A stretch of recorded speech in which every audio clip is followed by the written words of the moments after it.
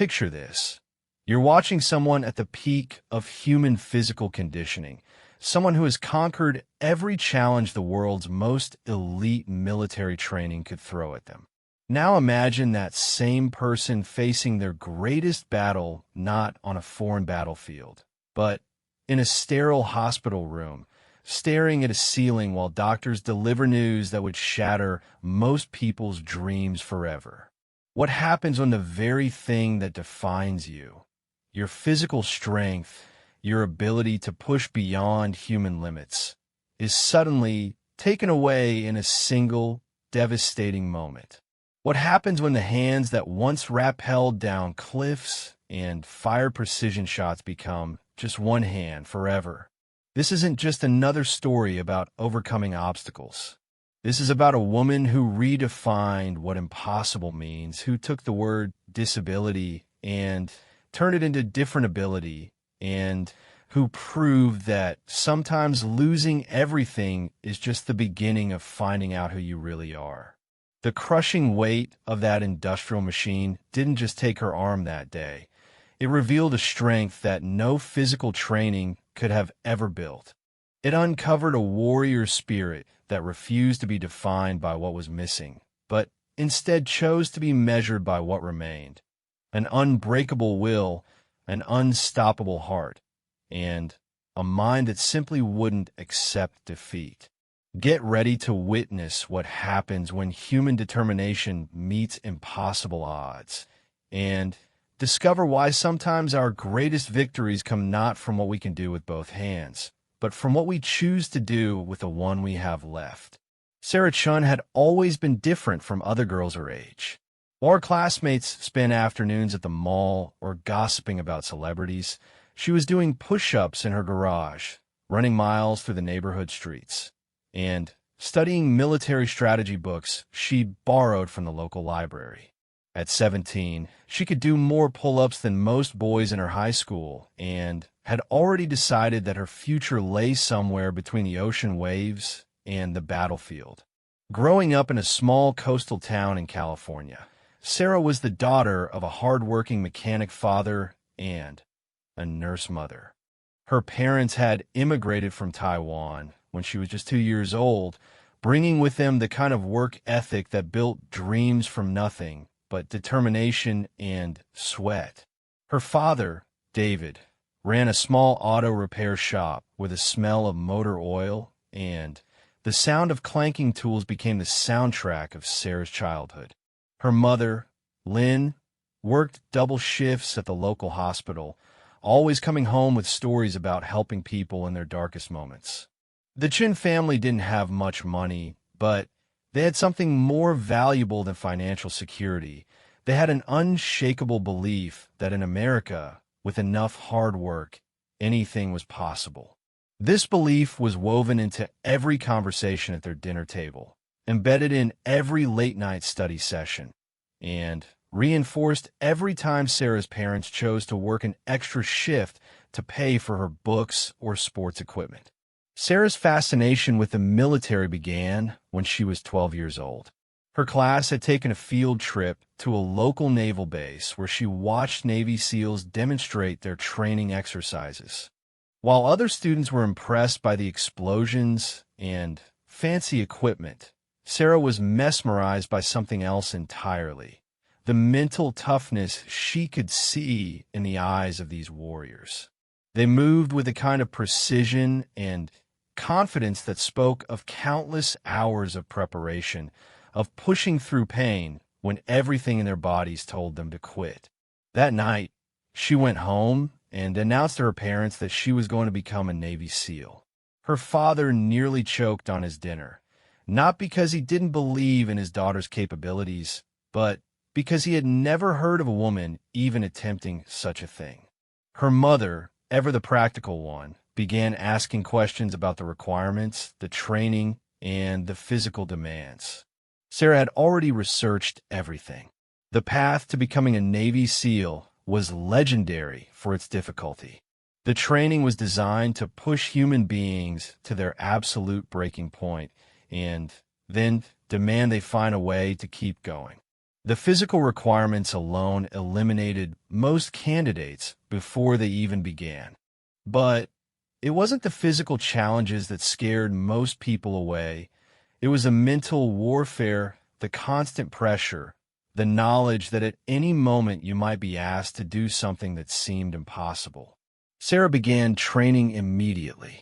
Every morning before school, she was up at 5 o'clock, running through the dark streets of her neighborhood. She joined a school swim team, not because she loved swimming, but because she knew water would be her element if she ever hoped to earn the trident pin that marked a true Navy SEAL. She practiced holding her breath underwater until her lungs burned and her vision began to fade around the edges. She did this not because anyone was forcing her to, but because she understood that comfort was the enemy of growth. Her high school classmates thought she was crazy. While they complained about running a mile in gym class, Sarah was completing 10-mile runs before most people had eaten breakfast. While they struggled with basic fitness requirements, she was mastering advanced swimming techniques and learning to navigate using only the stars. The other students whispered about her behind her back, calling her obsessed, calling her weird, unable to understand why someone would voluntarily put themselves through such punishment. But Sarah understood something they didn't. She understood that the hardest battles in life aren't fought against external enemies. They're fought against the voice in your head that tells you to quit when things get difficult. Every morning when her alarm went off in the darkness and her body ached from the previous day's training, she was practicing for the real test that would come later. She was building not just physical strength, but the kind of mental resilience that would allow her to keep moving forward when everything around her fell apart. Her parents watched their daughter's transformation with a mixture of pride and concern. They could see her becoming stronger, more focused, more determined than other teenagers her age. But they also worried about the toll this level of intensity might take on her. Her father would sometimes find her in the garage at midnight, doing additional workout routines after she had already completed her regular training. Her mother noticed that Sarah had stopped participating in normal teenage activities, choosing instead to spend every free moment preparing for a future that seemed impossibly demanding. The turning point came during her senior year of high school. The Navy had announced that they were opening combat roles to women, including the possibility of attempting SEAL training. The news sent shockwaves through military communities across the country. For the first time in history, women would have the chance to prove themselves in the most elite special operations units in the world. Sarah's guidance counselor called her into his office the day after the announcement was made. He was a well-meaning man who had helped hundreds of students find their paths to college and careers. He looked at Sarah's grades, which were excellent despite her intense training schedule, and her test scores, which placed her in the top 5% of her class. "Sarah," he said gently, "you have incredible potential. You could get into any university in the country. You could become a doctor, an engineer, anything you want. Why are you so determined to put yourself through something that might not even be possible?" Sarah looked at him for a long moment before answering. "Mr. Peterson, what if it is possible? What if I'm strong enough, smart enough, and determined enough to be one of the first? What if I don't try and spend the rest of my life wondering what might have been?" Her response silenced him. He had spent years counseling students to be realistic, to choose safe paths, to avoid disappointment. But sitting across from Sarah Chun, he realized he was looking at someone who understood that the biggest risk in life isn't failing at something difficult. It's succeeding at something that doesn't matter. The summer before her senior year, Sarah participated in a civilian version of military training designed to give young people a taste of what service members experienced. The program was run by former special operations soldiers who pushed the participants through modified versions of actual military exercises. For 2 weeks, Sarah lived in Spartan conditions, waking before dawn for brutal physical training, navigating obstacle courses that tested every muscle in her body, and participating in team exercises that required perfect communication and trust. On the final day of the program, the instructors gathered all the participants for a ceremony. They called out names and handed out certificates of completion. When they called Sarah's name, the lead instructor, a former Navy SEAL named Mike Rodriguez, paused before handing her the certificate. "Chun," he said loud enough for everyone to hear, "in 15 years of running this program, I've never seen anyone push themselves the way you have these past 2 weeks. You've got something special inside you. Don't let anyone convince you to waste it on something ordinary."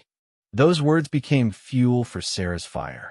She returned home more determined than ever, increasing her training intensity and beginning to research the specific requirements for SEAL training. She learned that the physical standards were just the beginning. Candidates also needed to demonstrate leadership, problem-solving skills under extreme stress, and the ability to work effectively as part of a team while maintaining individual excellence.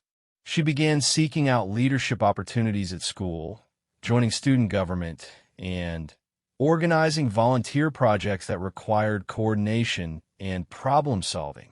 She started tutoring younger students in mathematics and science, learning how to communicate complex ideas under pressure. She joined the debate team to improve her ability to think clearly and speak confidently when everyone was watching. But perhaps most importantly, she began to understand that becoming a Navy SEAL wasn't just about proving she could endure the training. It was about preparing herself to serve something bigger than her own ambitions. She started volunteering at the VA hospital where her mother worked, spending time with veterans who had served in conflicts around the world. She listened to their stories, learned about the weight of responsibility that came with wearing the uniform, and began to understand that the strength she was building would only matter if she used it in service of others. These conversations with veterans changed something fundamental in Sarah's understanding of her goals. She realized that wanting to be a Navy SEAL because it was difficult or because no woman had done it before wasn't enough. She needed to want it because she was prepared to dedicate her life to protecting others, to put herself in harm's way so that people she had never met could sleep safely at night. One evening, as she sat with a Vietnam veteran named Frank who had lost both legs in combat, he asked her a question that stopped her cold. "Young lady," he said, "I can see you're preparing for something big. But let me ask you this. Are you ready to kill someone to protect your country? Are you ready to watch your friends die and keep fighting anyway? Are you ready to make decisions where there are no good choices, only necessary ones?" Sarah sat in silence for a long time, considering his words. Finally, she answered, "I don't know if anyone can be ready for those things, but I think that's exactly why they need to be done by people who understand how serious they are." Frank nodded slowly, a small smile crossing his weathered face. "That's the right answer, kid. That's exactly the right answer." By the time Sarah graduated high school, she had transformed herself into something extraordinary. Her body was a perfectly tuned machine, capable of performing at levels that would have seemed impossible just a few years earlier. Her mind was sharp and focused, trained to remain calm under pressure and to find solutions when others saw only problems. But most importantly, her character had been forged into something unbreakable, a deep commitment to service, to excellence, and to never giving up on herself or others. The night before she left for basic training, her parents threw a small party with family and close friends. Her father made a speech that brought tears to everyone's eyes, talking about the little girl who used to help him fix cars and had grown into a woman ready to serve her country. Her mother presented her with a small jade pendant that had belonged to Sarah's grandmother, a woman who had survived war, poverty, and countless challenges while never losing her dignity or her hope. Your grandmother always said that true strength isn't about never falling down, her mother told her. It's about getting back up every single time, no matter how hard the ground hits you. Sarah wore that pendant through basic training, through the grueling months of preparation that would determine whether she even qualified to attempt SEAL training. She wore it through countless hours of physical torture, mental challenges, and moments when quitting would have been the easiest thing in the world. She had no way of knowing that in just a few years, those words about getting back up would be tested in ways she couldn't possibly imagine. She had no way of knowing that her greatest battle wouldn't be fought against enemy forces or harsh weather or impossible odds. It would be fought against the devastating moment when everything she had trained for, everything she had built herself into, would be crushed in an instant, leaving her to discover what kind of person she really was when stripped of everything she thought defined her. Basic training was everything Sarah had imagined, and worse than anything she could have prepared for. The Navy had designed the program to break down civilian thinking and rebuild it into something that could function in the most extreme circumstances possible. From the moment she stepped off the bus at the training facility, every aspect of her life was controlled, monitored, and pushed to its limits. The physical demands were relentless. 5 a.m. wake-up calls led to hours of conditioning that left even the strongest recruits questioning their life choices. Push-ups until muscles screamed in protest, runs that seemed to stretch beyond the horizon, obstacle courses that required perfect coordination between exhausted body and determined mind. Sarah thrived in this environment in ways that surprised even her instructors. What set her apart wasn't just her physical capabilities, though those were impressive. It was her mental approach to the suffering. While other recruits complained, made excuses, or looked for ways to avoid the most difficult exercises, Sarah seemed to welcome the pain as an old friend. She had spent years preparing not just her body, but her mind to find strength in discomfort, to see challenges as opportunities rather than obstacles. Her bunkmate was a young woman named Jessica Martinez from Texas, whose father and grandfather had both served in the military. Jessica was tough, smart, and determined, but she struggled with some of the physical demands in ways that Sarah didn't. Rather than seeing this as Jessica's weakness, Sarah began waking up even earlier to help her roommate with additional training, sharing techniques she had developed during her years of preparation. "Why are you helping me?" Jessica asked one night after a particularly brutal day of training. "We're competing for the same spots. My success doesn't help you at all." Sarah paused in her equipment maintenance and looked at her friend. "In a few months, we might be in situations where our lives depend on each other. I'd rather serve with someone I helped become strong than someone I allowed to fail when I could have made a difference." This attitude caught the attention of their drill instructors. Military training isn't just about creating individual warriors. It's about building people who can function as part of a unit where everyone's survival depends on everyone else's performance. Sarah's instinct to lift up her fellow recruits while maintaining her own excellence marked her as someone with leadership potential. The mental aspects of training were where Sarah truly excelled. The instructors would create scenarios designed to test decision-making under extreme stress. Recruits were forced to solve complex problems while exhausted, hungry, and under enormous time pressure.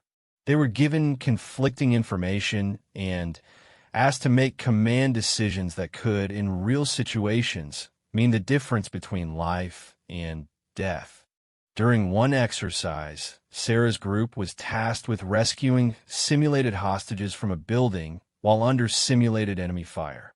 The scenario was designed to be impossible. There were too many variables, too little time, and too few resources to accomplish the mission as originally planned. Most groups either failed completely or succeeded only partially, losing simulated team members or hostages in the process. Sarah's approach was different. Instead of trying to force the original plan to work, she quickly assessed the real priorities of the mission and adapted accordingly. She identified which hostages were in the most immediate danger and focused resources on saving them first rather than try and save everyone at once. She used the limitations of the scenario to her advantage, creating diversions that allowed her team to move more safely. When the exercise ended, the instructor reviewing her performance noted something unusual. "Chun," he said, "most recruits either follow orders exactly as given or panic and improvise randomly. You did something else entirely. You understood the intent behind the orders and found a better way to accomplish the real objective. That's not something we can teach. You either have that kind of thinking or you don't." As basic training progressed, Sarah began to stand out not just for her individual performance, but for her effect on the entire unit. Recruits who had been struggling began improving faster when paired with her for exercises.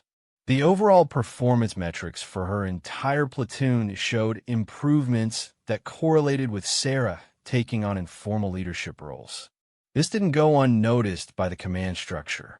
Sarah was called into her commanding officer's office midway through training for a conversation that would change the trajectory of her military career.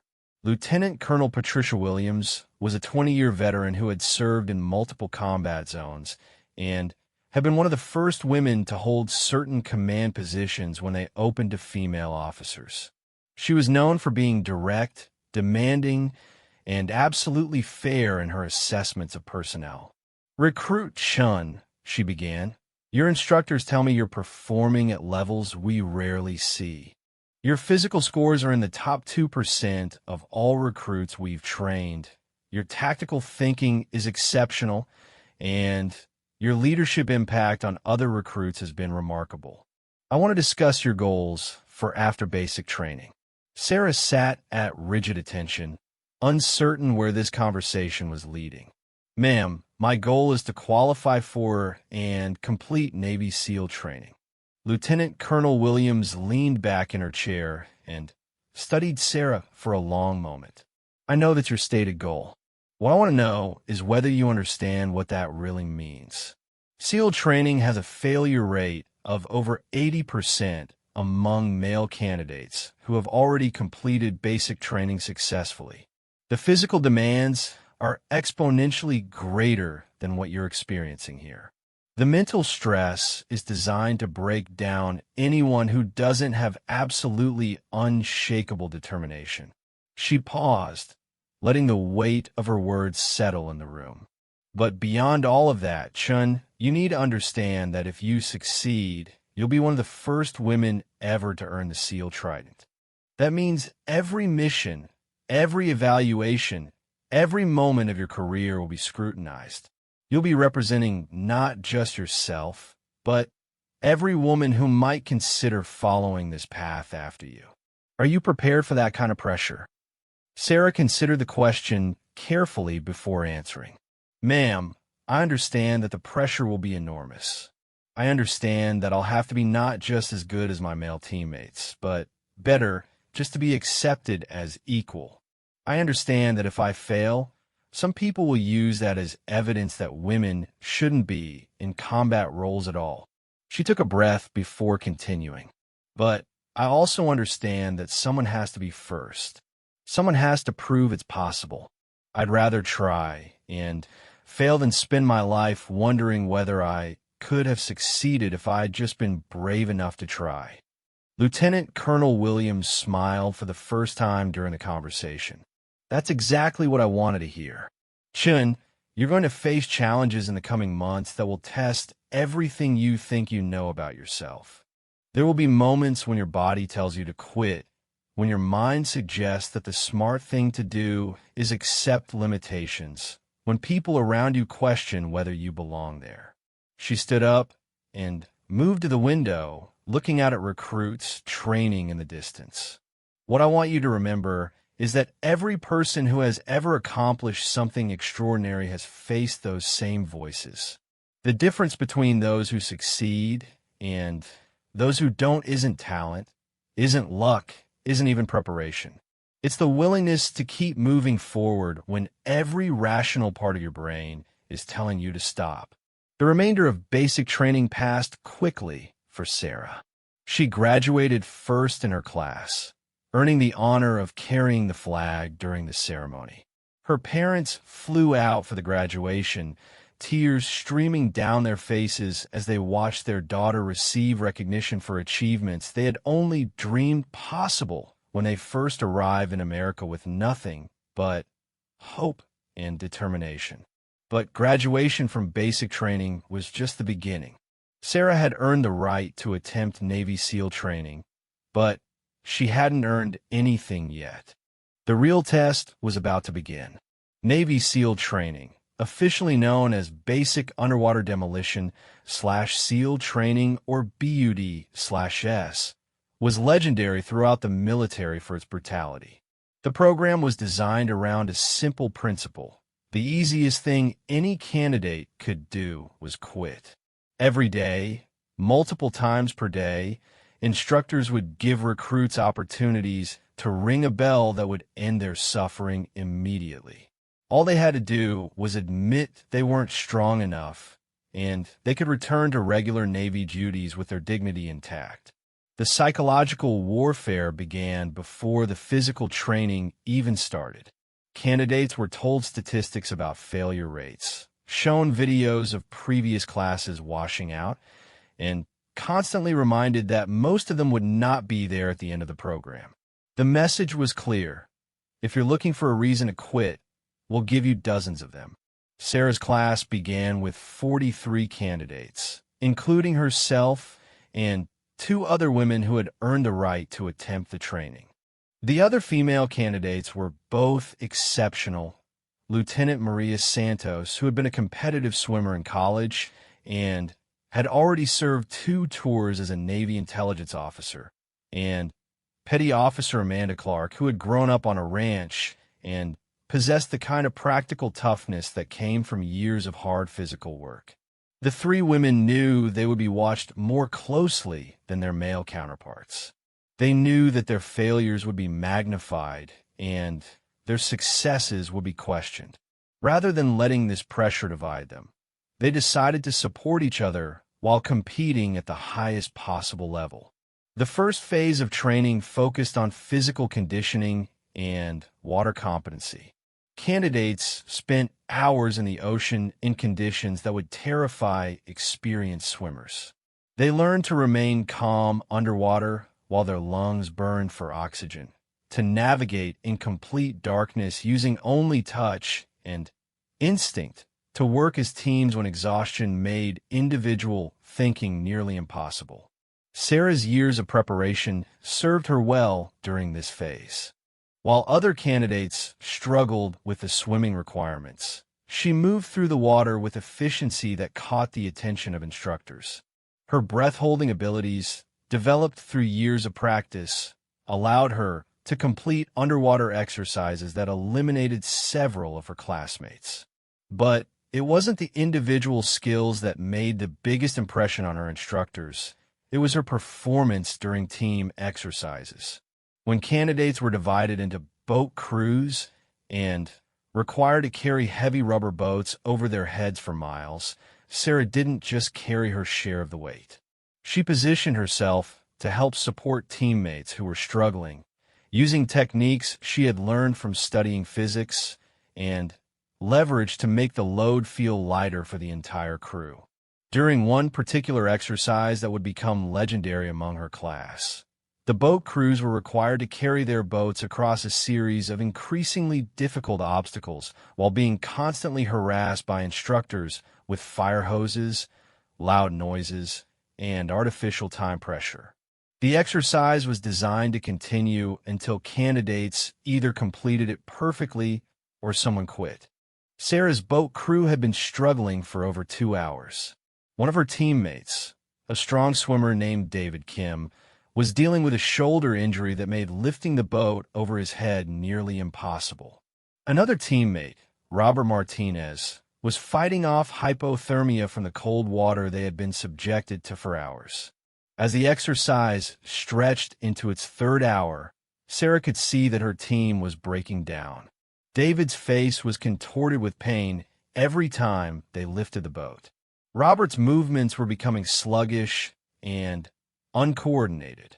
The rest of the crew was showing signs of the kind of exhaustion that led to dangerous mistakes. Instead of focusing on her own discomfort, Sarah began talking to her crew, not shouting encouragement or empty motivation, but providing specific, practical guidance that helped each person find ways to continue despite their individual challenges. She showed David how to modify his grip to reduce pressure on his injured shoulder. She made sure Robert stayed in the center of the formation where he would be protected from the worst of the cold wind. She redistributed tasks so that each person was working within their current capabilities while the team continued to function effectively. What impressed the instructors wasn't just that Sarah's crew completed the exercise successfully, it was the way they did it. Instead of barely surviving until the end, they finished strongly, with every team member still contributing effectively. The crew had actually gotten stronger over the course of the exercise rather than weaker. That night, Chief Petty Officer Michael Torres, the lead instructor for their class, pulled Sarah aside for a conversation that would stay with her for the rest of her career. "Chun," he said, "in 8 years of running this training, I've seen candidates who were physically superior to you. I've seen candidates who were technically more skilled than you. But I've never seen anyone who makes everyone around them perform better the way you do.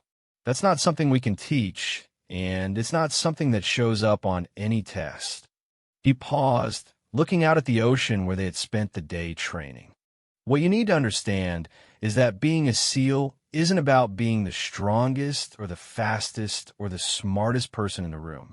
It's about being someone that other people can count on when everything goes wrong, when the mission is falling apart, when there are no good choices left. Sarah listened carefully, understanding that she was receiving wisdom that went far beyond military training. "Chief Torres, how do you know when you're ready for that kind of responsibility?" He turned back to her with a serious expression. "You don't ever feel ready for it, Chun.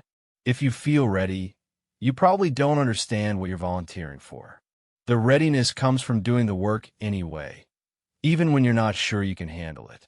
It comes from understanding that someone has to do the hard jobs, and deciding that someone might as well be you.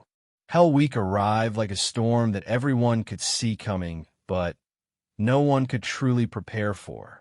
5.5 days of continuous training with no more than 4 hours of sleep total. The human body wasn't designed to function under such conditions, and that was exactly the point. Hell Week wasn't about physical fitness or swimming ability or tactical knowledge. It was about discovering what happened inside a person's mind when their body gave up completely. The week began at midnight on Sunday with what the instructors called breakout. Candidates were awakened by explosions, machine gun fire, and sirens that shattered the peaceful night. Instructors wearing gas masks and carrying weapons appeared from nowhere, shouting orders and creating chaos designed to disorient and terrorize. The message was immediate and clear.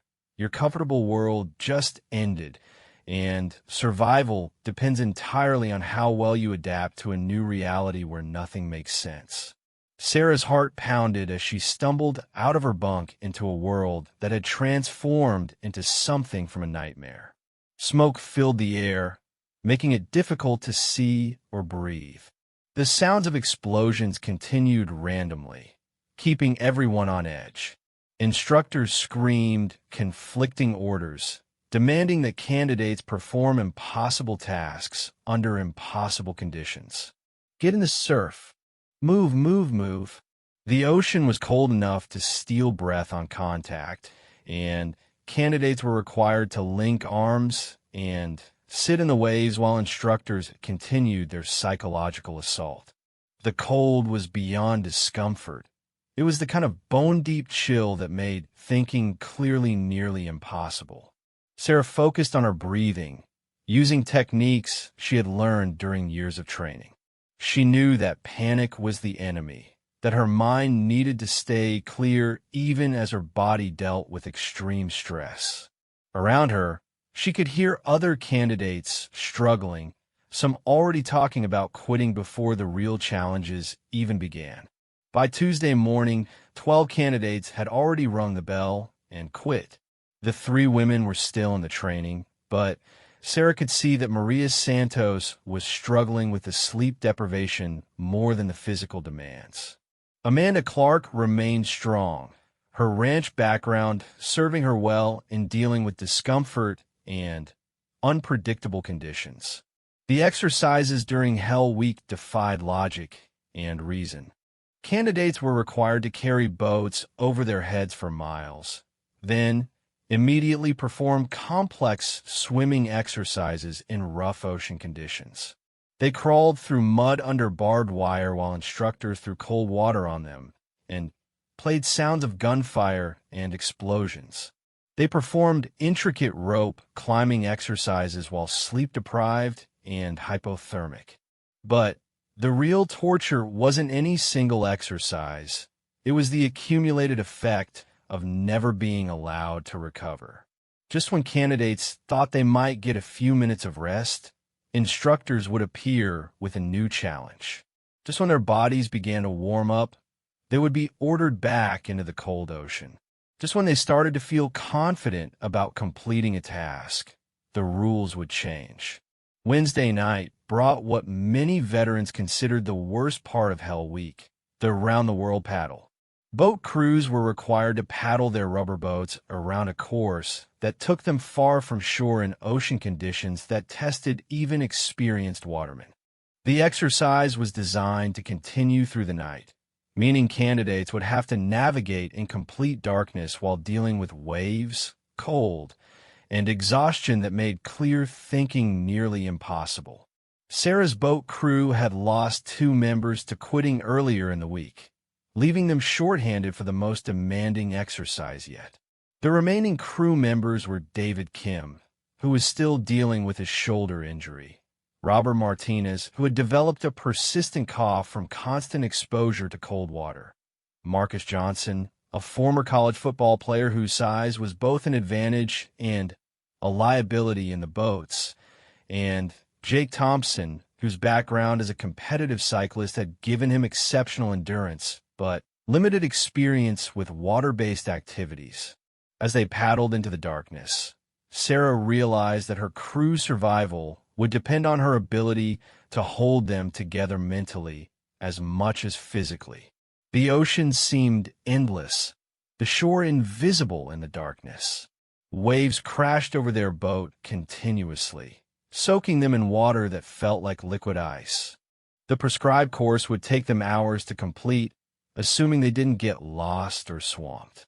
"Listen up," Sarah called to her crew, having to shout over the sound of wind and waves. "We're going to make it through this by taking care of each other. David, you set the stroke rate.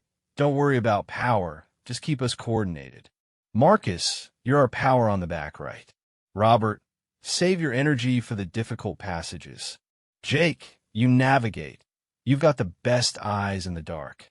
What followed was the longest night of any of their lives. Waves that seemed mountainous in the darkness crashed over their boat repeatedly, forcing them to bail out water while continuing to paddle. The cold was so intense that several crew members lost feeling in their hands, making it difficult to maintain their grip on the paddles. During the worst part of the journey, when they were furthest from shore and dealing with the largest waves, Jake's navigation skills became crucial. In the darkness and confusion, It would have been easy to become disoriented and paddle in circles or head toward dangerous areas where waves crashed against rocks. "I can't feel my hands," David reported during hour 4 of the paddle. His voice was slurred with exhaustion and cold, and Sarah could see that he was reaching the point where his body might simply shut down. "Stay with us, David," Sarah responded. "Remember why we're here. Remember what we're training for. This isn't about tonight. This is about being ready when someone's life depends on us getting the job done no matter what." Her words weren't empty motivation. They were a reminder of purpose that went beyond personal achievement. Every person in that boat had volunteered for training that might prepare them to save lives, to complete missions that could prevent larger tragedies, to be available when their country needed capabilities that only the most elite forces could provide. By Thursday morning, only 19 candidates remained from the original 43. Hell Week was designed to eliminate the maximum number of candidates in the minimum amount of time, and it was working exactly as intended. The 3 women were all still in training, but Sarah could see that the toll was enormous for everyone. Maria Santos had developed what appeared to be the beginning stages of pneumonia from prolonged exposure to cold water. Her breathing was labored, and she was running a fever that made her speech confused at times. Amanda Clark remained physically strong, but Sarah noticed that she was becoming increasingly isolated, pulling away from interactions with other candidates in ways that suggested emotional stress. The instructors seemed particularly focused on testing the women's resolve. They were given additional scrutiny, additional criticism, and challenges that seemed designed specifically to break their spirits. Rather than complaining about this unfair treatment, Sarah, Maria, and Amanda had agreed to support each other by exceeding every standard, anticipating every criticism, and demonstrating performance that made it impossible for anyone to question their capabilities. Friday brought the final push of Hell Week. Candidates who had survived to this point were operating on willpower alone. Their bodies had given up days earlier. The exercises seemed designed to test mental function when physical resources were completely depleted. During one exercise that required complex problem solving while carrying heavy loads over rough terrain, Sarah noticed that David Kim was showing signs of serious medical distress. His face was gray, his breathing was irregular, and his movements had become uncoordinated in ways that suggested more than simple exhaustion. Military training was designed to be challenging, but it was never intended to cause permanent injury or death. Candidates were supposed to push themselves to their limits, but instructors were trained to recognize when someone was approaching dangerous medical conditions that required immediate attention. Sarah faced a decision that would test everything she believed about leadership and responsibility. She could report her concerns about David's condition to the instructors, which would likely result in his immediate removal from training and the end of his dream of becoming a SEAL. Or she could continue to monitor him herself and hope that he could make it through the final hours of Hell Week. The decision was made more complicated by the knowledge that David would never forgive her for taking away his choice. He had worked as hard as anyone to reach this point, had sacrificed as much as anyone to earn the opportunity to prove himself.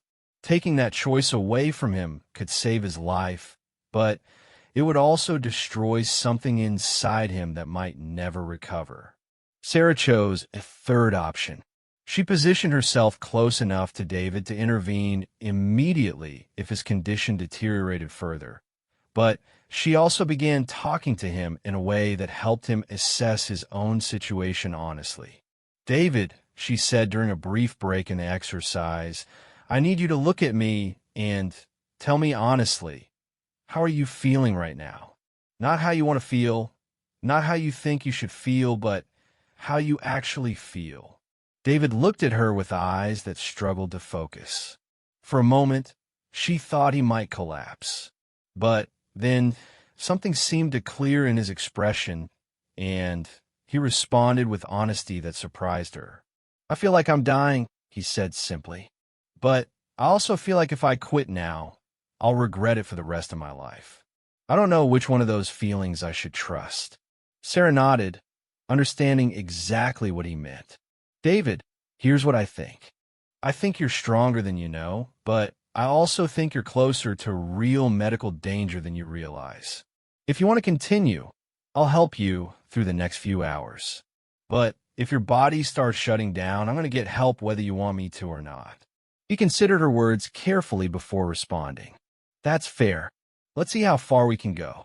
They made it through Hell Week together. All 5 members of Sarah's original boat crew completed the training, though David required medical attention immediately afterward for symptoms of severe dehydration and exhaustion.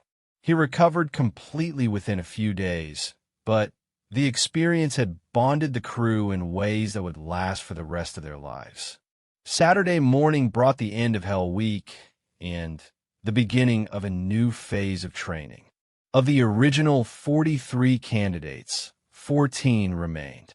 Maria Santos had been medically withdrawn on Friday morning due to pneumonia, but Amanda Clark and Sarah had both completed the full week successfully.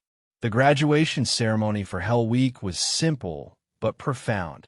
Chief Petty Officer Torres addressed the surviving candidates with words that captured the significance of what they had accomplished.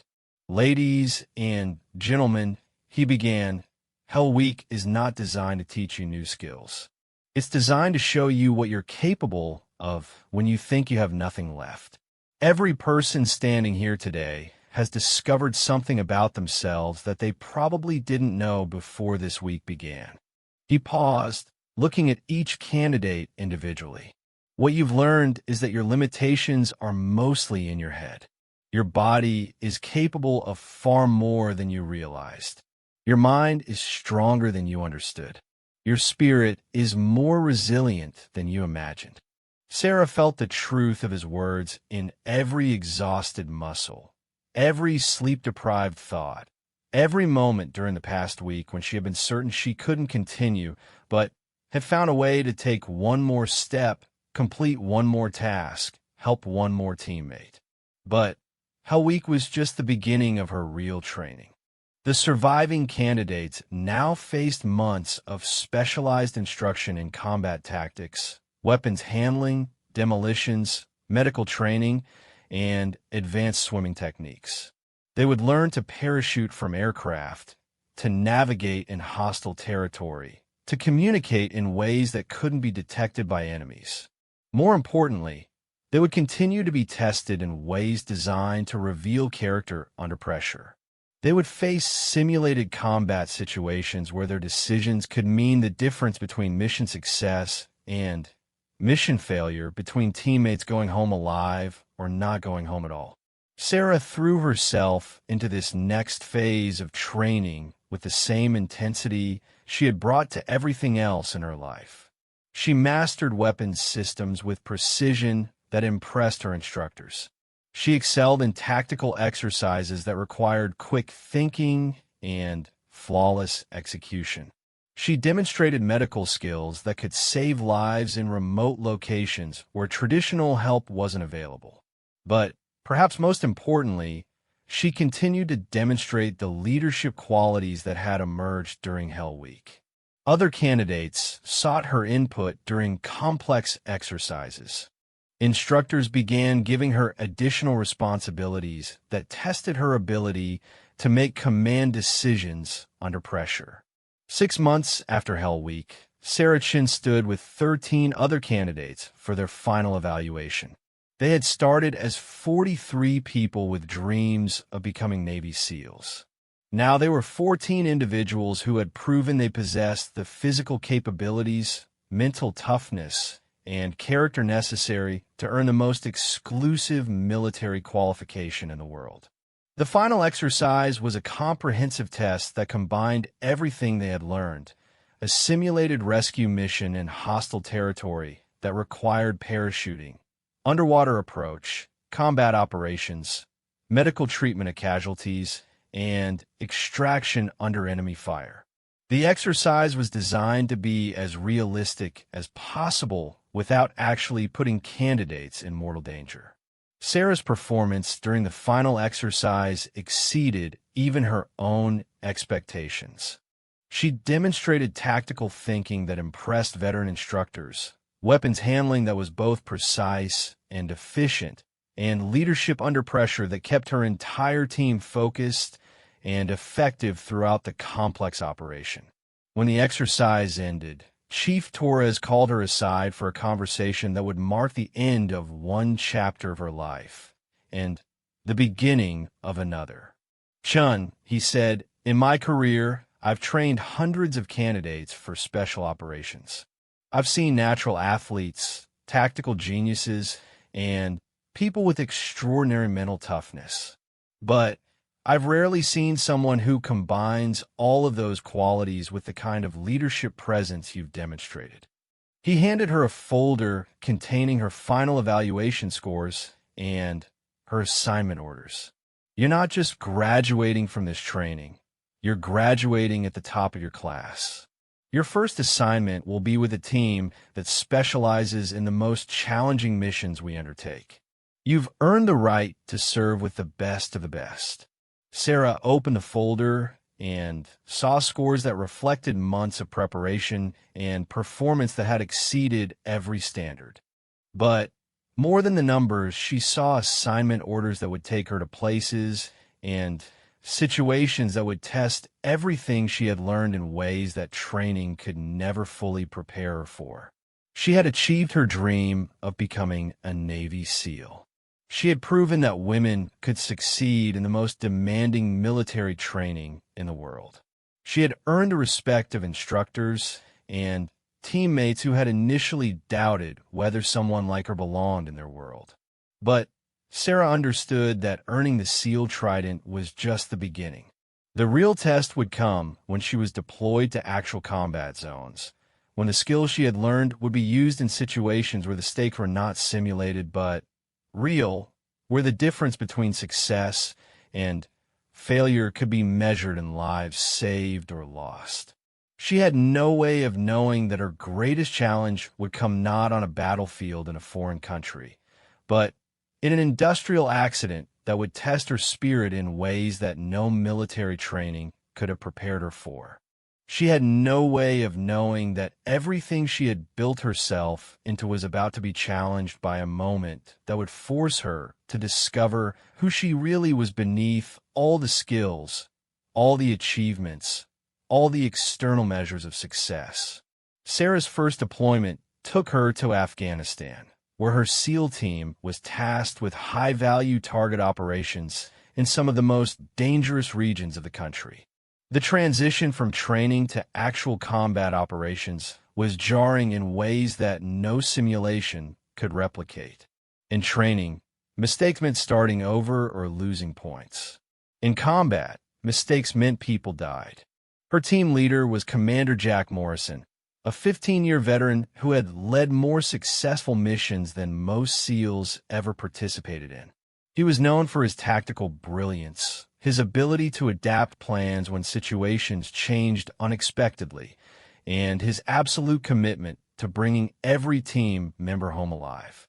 Under his leadership, Sarah began to understand the difference between being trained for combat and being ready for it. The first thing Morrison taught her was that everything she thought she knew about fear was incomplete.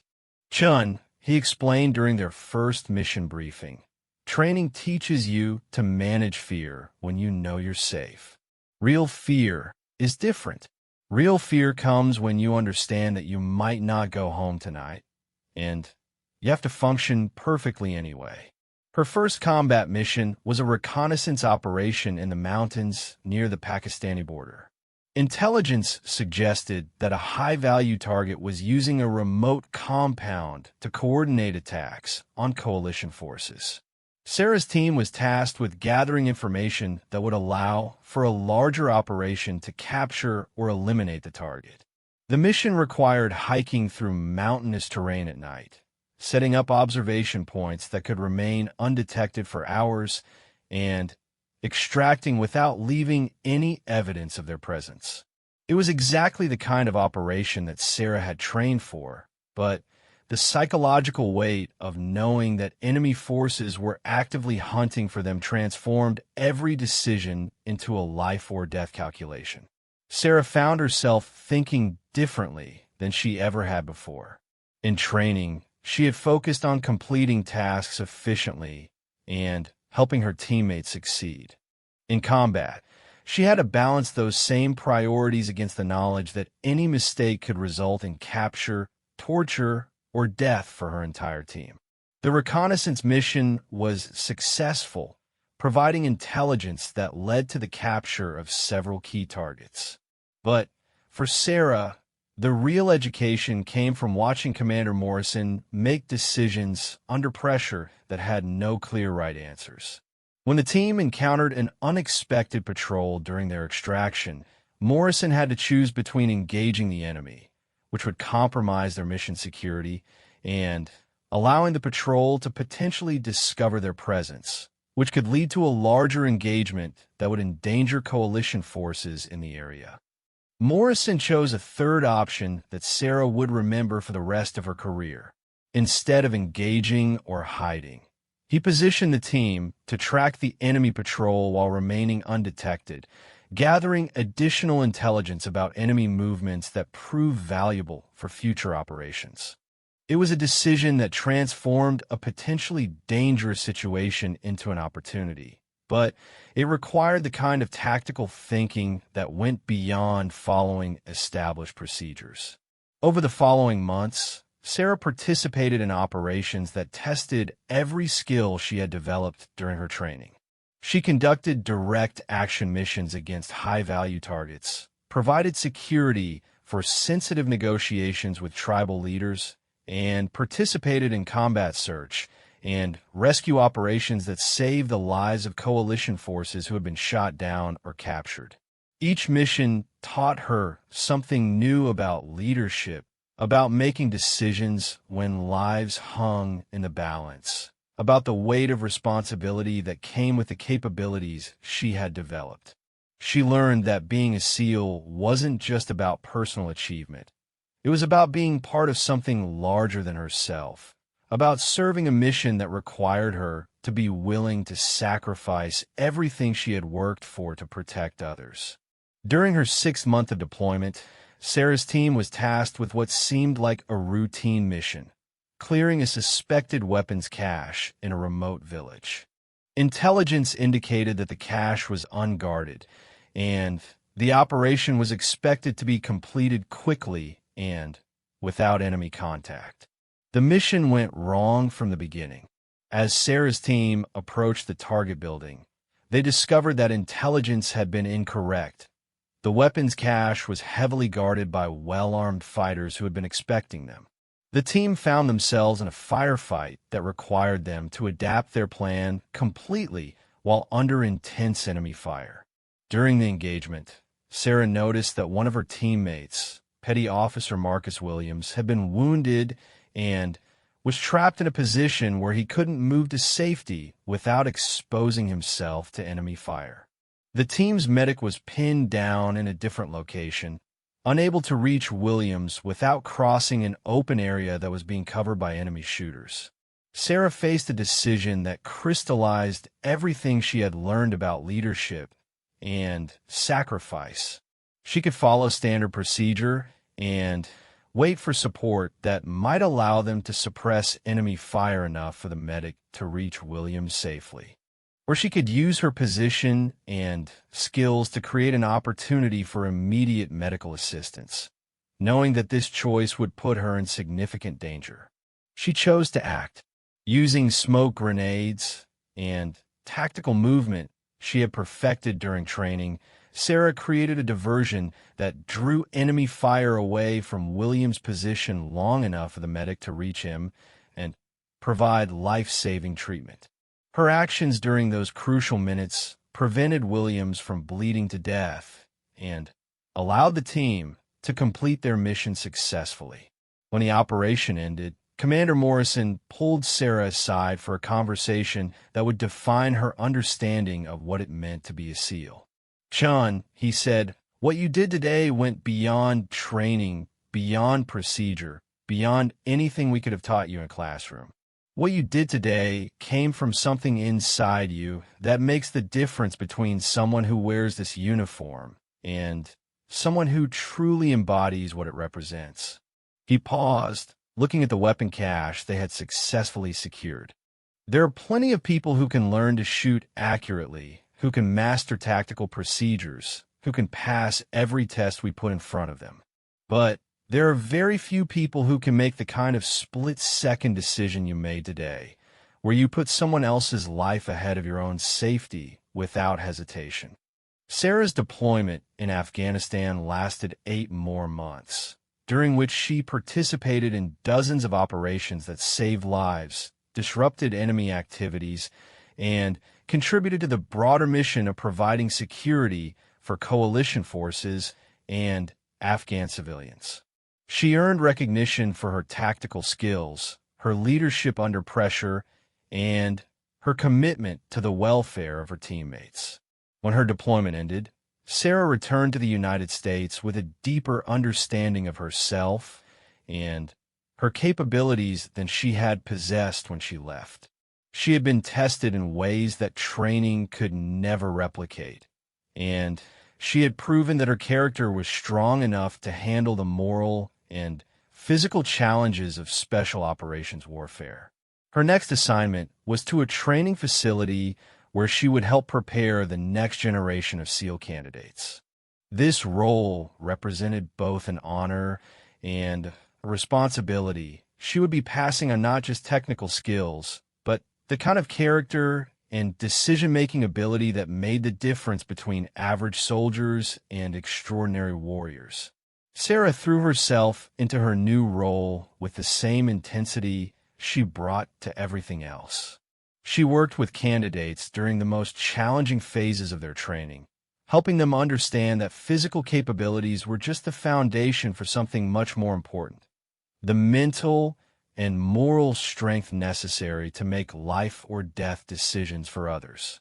One of her most rewarding experiences as an instructor came while working with a young candidate named Brian Roberts, who struggled with the swimming requirements that Sarah had mastered years earlier. Roberts was intelligent, determined, and physically capable, but he had grown up in a landlocked state and had never developed comfort in the water that seemed natural to other candidates. Rather than allowing Roberts to fail and wash out of training, Sarah worked with him during off-duty hours, teaching him techniques for breath control, underwater navigation, and managing panic responses that could prove fatal during water-based operations. Her patient instruction and encouragement helped Roberts not only pass the swimming requirements, but excel in them. "Ma'am," Roberts said to her, after successfully completing a particularly challenging underwater exercise, "I don't know how to thank you for not giving up on me when I was ready to give up on myself." Sarah looked at the young man who had transformed from someone afraid of deep water into someone capable of operating in the most challenging aquatic environments. "Roberts, the best way you can thank me is by remembering this feeling when you're in a position to help someone else who's struggling. Leadership isn't about being the strongest person in the room. It's about helping other people discover strength they didn't know they had." Her work as an instructor was interrupted after 18 months by orders for a second deployment, this time to Syria, where her team would be involved in operations against ISIS forces that were threatening both military personnel and civilian populations. The nature of these operations would be different from her previous deployment, more complex, more dangerous, and requiring even greater precision and execution. Before leaving for Syria, Sarah received an unexpected visit from her parents. They had followed her career with a mixture of pride and worry, understanding that their daughter was serving in ways that put her in constant danger, but also recognizing that she was living the dream she had held since childhood. Her father, David, had aged visibly during her time in service.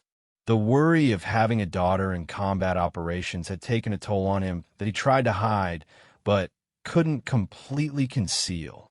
Her mother, Lynn, had continued working at the hospital, but had become involved in support groups for military families, finding ways to channel her worry into helping others facing similar challenges. Sarah, her mother said during their visit, "Your father and I are so proud of what you've accomplished, of the person you've become, of the service you're providing to your country. But we're also scared every single day that something might happen to you." Sarah understood her parents' concerns, but she also knew that she couldn't allow their fears to influence her commitment to her mission. "Mom, Dad, I can't promise you that I'll never be in danger.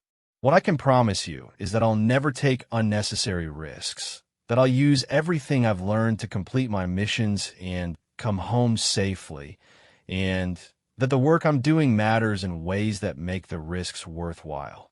Her father nodded slowly. "We know you're doing important work, Sarah. We just want you to remember that no matter what happens, you'll always be our little girl who used to help me fix cars in the garage. Don't let the uniform or the achievements or the recognition make you forget who you are underneath all of that." His words touched something deep in Sarah's understanding of herself. She had worked so hard to become a Navy SEAL, had focused so intensely on developing her capabilities and proving her worth, that she sometimes forgot the simpler truth her father was reminding her of. Her value as a person wasn't dependent on her achievements or her performance. She was loved for who she was, not what she could do. The deployment to Syria was unlike anything Sarah had experienced previously. The enemy forces were better organized, better equipped, and more ruthless than anything her team had encountered in Afghanistan. The operations required precision that left no room for error, and the stakes were higher because failure could result not just in military casualties, but in civilian atrocities that would affect thousands of innocent people. During one particularly challenging mission, Sarah's team was tasked with rescuing hostages from an ISIS stronghold in a heavily fortified urban area. The hostages were aid workers who had been captured while providing medical assistance to civilian populations. Intelligence indicated that they would be executed within hours if rescue operations were not successful. The mission required Sarah's team to infiltrate the urban area, locate and secure the hostages, and extract them without alerting other enemy forces in the area. Any mistake during the operation could result in the hostages being killed immediately or could trigger a larger engagement that would endanger civilian populations throughout the city. Sarah's role in the mission was to lead the element responsible for securing the extraction route, while the primary assault element rescued the hostages. This responsibility required her to position her team in locations where they could prevent enemy reinforcements from interfering with the rescue, while remaining ready to provide support if the assault element encountered unexpected resistance. The operation succeeded beyond expectations. The hostages were rescued safely, enemy forces were neutralized with minimal collateral damage, and Sarah's team extracted without casualties. The mission was later recognized as a textbook example of special operations precision and effectiveness. But for Sarah, the real significance of the mission wasn't the tactical success. It was the moment when she realized that everything she had trained for, everything she had sacrificed to achieve, had culminated in saving the lives of people who had been willing to risk their own safety to help others. The aid workers they rescued had chosen to work in dangerous areas because they believed in providing medical care to people who had no other access to treatment. Standing in a helicopter during their extraction, Looking at the rescued hostages who were crying with relief and gratitude, Sarah understood something profound about the purpose of her service. She wasn't just a highly trained warrior. She was someone who had been given extraordinary capabilities so that she could protect people who couldn't protect themselves. This understanding would sustain her through the remaining months of her deployment and through the challenges that awaited her return to the United States. She had no way of knowing that her next assignment would take her to a place where an industrial accident would test her spirit in ways that no combat operation ever had, where she would discover that her greatest battle would be not against enemy forces, but against the devastating realization that everything she had built herself and it could be taken away in an instant. Sarah's return from Syria marked the beginning of what should have been a routine assignment at a naval facility in Norfolk, Virginia. After 2 intense combat deployments, she was assigned to work with a joint military-civilian team developing new training protocols for Special Operations Forces. The work was important, but far less dangerous than what she had been doing overseas, giving her an opportunity to decompress from combat operations while contributing her experience to improving future training programs. The assignment also gave her time to reconnect with her parents and to process some of the experiences she had accumulated during her years of service. She rented a small apartment near the base and began establishing routines that felt almost normal compared to the constant alertness required during combat deployments. But Sarah struggled with the transition more than she had expected. After years of operating in environments where every decision could have life or death consequences, the relative mundane nature of her current assignment left her feeling restless and disconnected from her sense of purpose.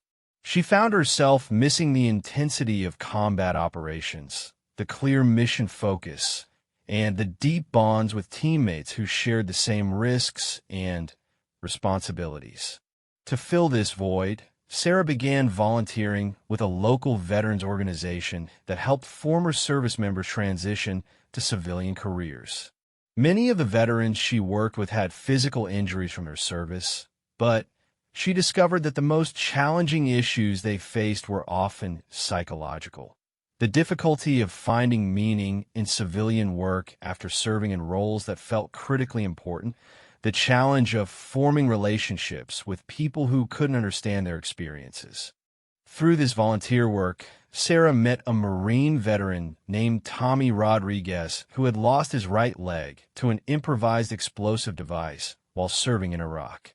Tommy had been struggling for 2 years to find employment that felt meaningful, partly because of his physical limitations, but mostly because civilian employers couldn't understand the value of military experience that didn't translate directly to business skills. Working with Tommy helped Sarah understand something important about her own transition challenges. The difficulty wasn't just about missing the excitement or intensity of combat operations. It was about finding ways to use the capabilities she had developed in service of missions that felt as important as protecting people's lives. Sarah began working with Tommy to develop a program that would help veterans translate their military experience into civilian career opportunities. The program focused not just on technical skills, but on helping veterans articulate the leadership, problem-solving, and teamwork abilities they had developed through their service.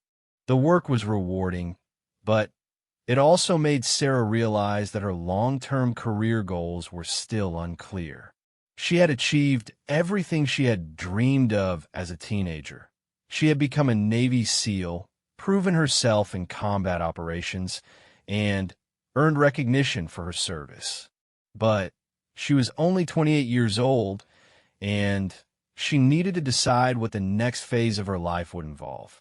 These questions were interrupted by a request from her commanding officer that would change her life in ways she couldn't have imagined. The Navy had received a request from a civilian shipbuilding company for technical assistance with a project involving underwater welding techniques that were similar to methods used in military demolitions training. The company was building a new class of vessels for the Navy, and they had encountered engineering challenges that required expertise in working with explosives in underwater environments. The assignment was temporary, just a few weeks of consultation work that would allow Sarah to share her technical knowledge while learning about civilian applications of military skills. It seemed like exactly the kind of opportunity that might help her think about post-military career possibilities. The shipbuilding facility was located in Newport News, Virginia, a massive complex where some of the Navy's largest vessels were constructed and maintained. Sarah was impressed by the scale of the operation and the skill of the civilian workers who performed tasks that required both precision and physical capabilities similar to what she had developed during her military training. Her point of contact at the facility was an engineer named Robert Shun, no relation, despite the shared last name, who had worked in shipbuilding for over 20 years and had developed innovative techniques for underwater construction that had applications in both civilian and military contexts. Robert was excited to work with someone who had practical experience with underwater demolitions and could help his team solve problems they had been struggling with for months. "What we're trying to do," Robert explained during their first meeting, "is develop techniques for making structural modifications to ship hulls while they're still in the water. Traditional methods require putting vessels in dry dock, which is extremely expensive and time-consuming. If we can develop reliable underwater welding techniques, we can perform maintenance and modifications that will save millions of dollars and weeks of time for every project." Sarah was fascinated by the technical challenges involved. The underwater welding techniques used in military operations were designed for demolition, destroying structures rather than building them. Adapting these techniques for construction required understanding principles of metallurgy, pressure dynamics, and precision control that went beyond her military training. She spent her first week at the facility observing current techniques and learning about the specific challenges the team was facing. The work required welders to operate in underwater environments while wearing bulky protective equipment that limited their mobility and precision. The welding process itself created additional complications because the underwater environment affected both the electrical systems and the chemical reactions involved in joining metals. Sarah suggested modifications based on techniques she had used for placing underwater charges with extreme precision. Military demolitions required understanding exactly how underwater environments affected explosive materials, how pressure changes influence chemical reactions, and how to maintain control of materials that could be dangerous if not handled correctly. Her suggestions proved valuable, and Robert's team began making progress on problems they had been struggling with for months. Sarah found herself enjoying the work more than she had expected. It involved many of the same technical and problem-solving skills she had used in the military, but directed toward building things rather than destroying them. The accident happened during her third week at the facility. Sarah and Robert's team were testing a new underwater welding technique on a section of ship hull that was partially submerged in the facility's construction dock. The technique required precise coordination between surface support teams and underwater welders, with Sarah serving as the liaison who understood both military precision requirements and the civilian safety protocols used at the facility. The equipment they were using included a massive hydraulic press that was designed to hold metal sections in perfect alignment while underwater welding was performed. The press weighed several tons and was controlled by sophisticated computer systems that monitored pressure, position, and safety parameters continuously. Sarah was working directly with the hydraulic press, adjusting the positioning of metal sections that would be welded together when something went catastrophically wrong with the control systems. Later investigations would reveal that a software malfunction had caused the safety protocols to disengage without warning, allowing the press to operate outside its normal parameters. The accident happened so quickly that Sarah had no time to react. One moment, she was making fine adjustments to the metal positioning, using both hands to guide materials into precise alignment. The next moment, the hydraulic press engaged with enormous force, crushing her right arm between two pieces of steel that came together with the power of several tons of pressure. The pain was immediate and overwhelming, but even more terrifying was the realization that she was trapped. The hydraulic press had malfunctioned in a way that left it locked in position, with Sarah's arm caught between metal surfaces that couldn't be moved without specialized equipment that would take time to position and operate. Robert Shun and his team responded immediately, but the technical challenges of safely releasing the hydraulic press were enormous. Moving the press incorrectly could cause additional injury, but leaving Sarah trapped much longer could result in complications that threaten her life. The facility's emergency medical team arrived within minutes, but they couldn't provide definitive treatment until she was freed from the machinery. During the 45 minutes it took to safely extract her from the hydraulic press, Sarah experienced a kind of mental clarity that was both terrifying and profound. She understood immediately that her right arm was so severely damaged that it would probably have to be amputated. She understood that her career as a Navy SEAL was almost certainly over. She understood that everything she had defined herself by, her physical capabilities, her ability to perform under pressure, her identity as an elite warrior, was being crushed along with her arm. But she also experienced something unexpected during those minutes of being trapped, a deep calm that came from understanding that this moment, terrible as it was, did not define her worth as a person. The voice in her head wasn't panicking or despairing. It was planning, problem-solving, thinking about what would need to happen next. When the emergency medical team finally freed her and loaded her into an ambulance, Sarah was conscious and thinking clearly despite the massive trauma her body had experienced. She asked the paramedics specific questions about her condition, about the hospital they were taking her to, about the medical procedures that would be required. "Ma'am," one of the paramedics said, "you need to try to stay calm and save your energy. We're going to take good care of you." Sarah looked at him with a clarity that surprised even herself. "I am calm," she said. "I'm a Navy SEAL. I've been preparing for worst-case scenarios my entire career. This is just a different kind of mission." The surgery to amputate her right arm below the elbow lasted 6 hours. The damage from the hydraulic press had been so severe that saving the limb was impossible, but the surgical team worked to preserve as much function as possible and to position the amputation in a way that would allow for the best possible prosthetic outcomes. When Sarah woke up from surgery, her parents were sitting beside her hospital bed.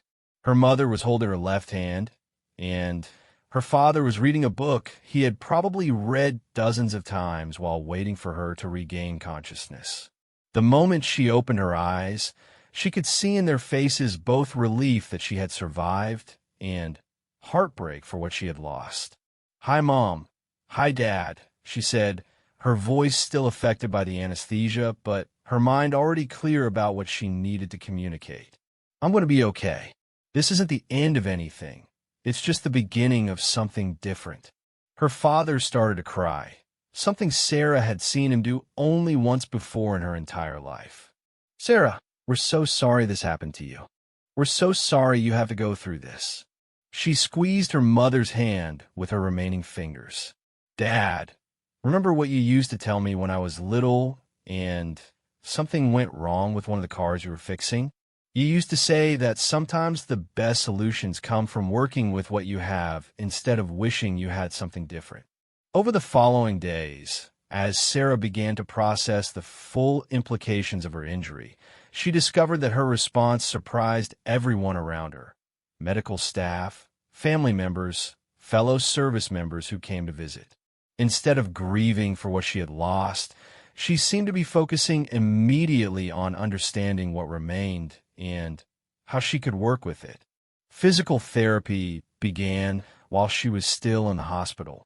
Sarah approached it with the same intensity she had brought to Navy SEAL training, understanding that her recovery would require the same kind of mental toughness and physical discipline that had gotten her through Hell Week.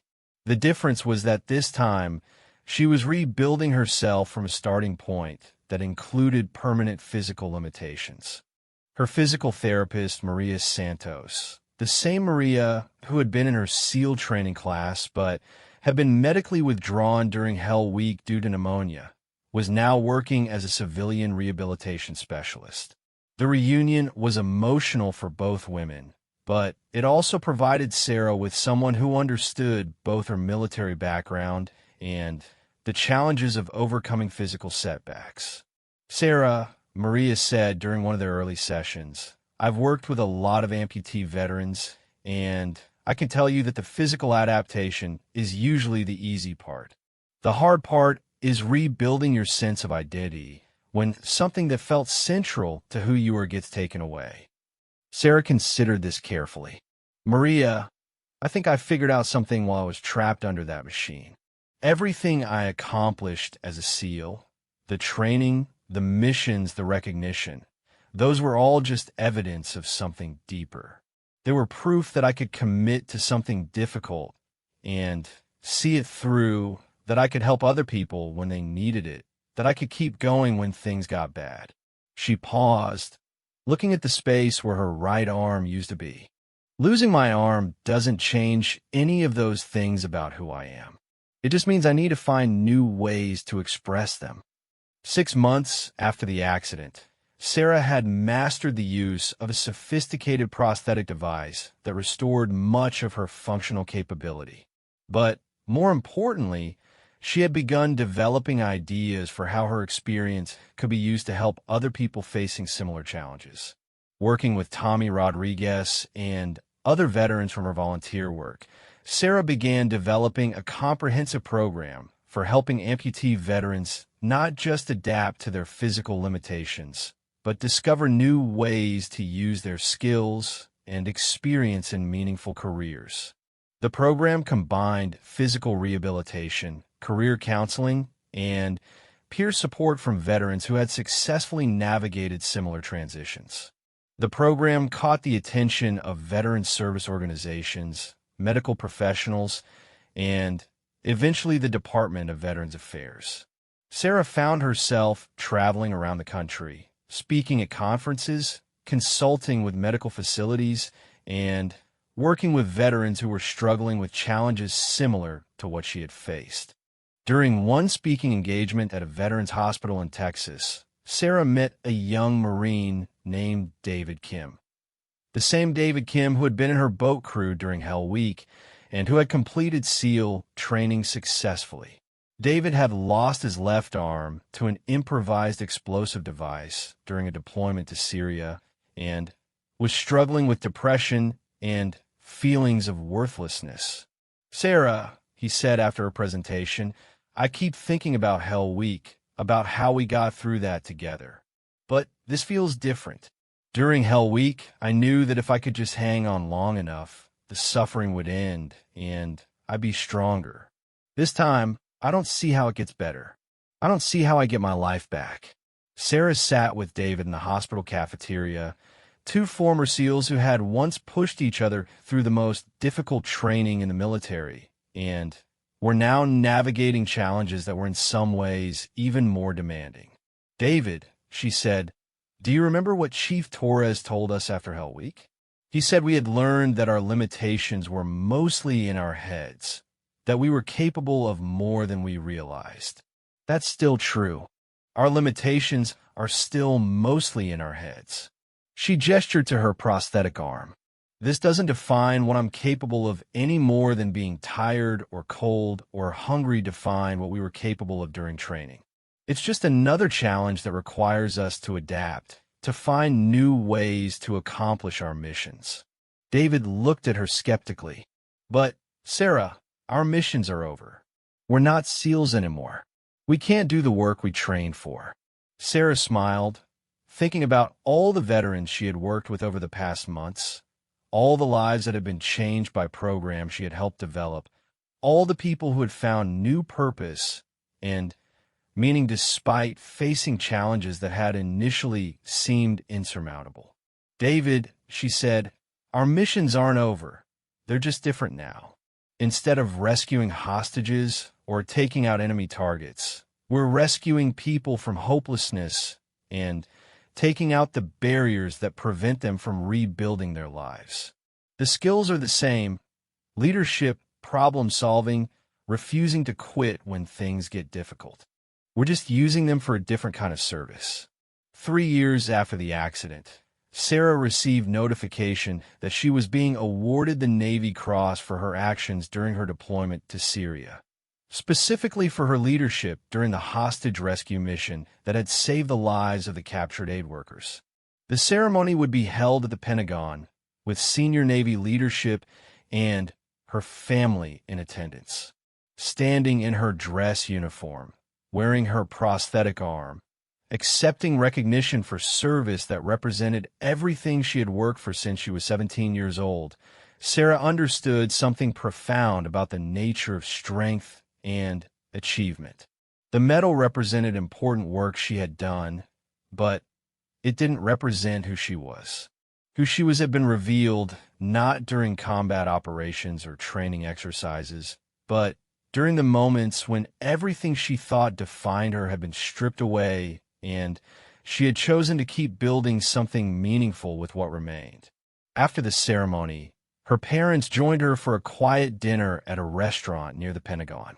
Her father, who had aged considerably since her accident, but had also found new purpose in helping her develop programs for other veterans, raised a toast that captured everything he wanted to say about his daughter's journey.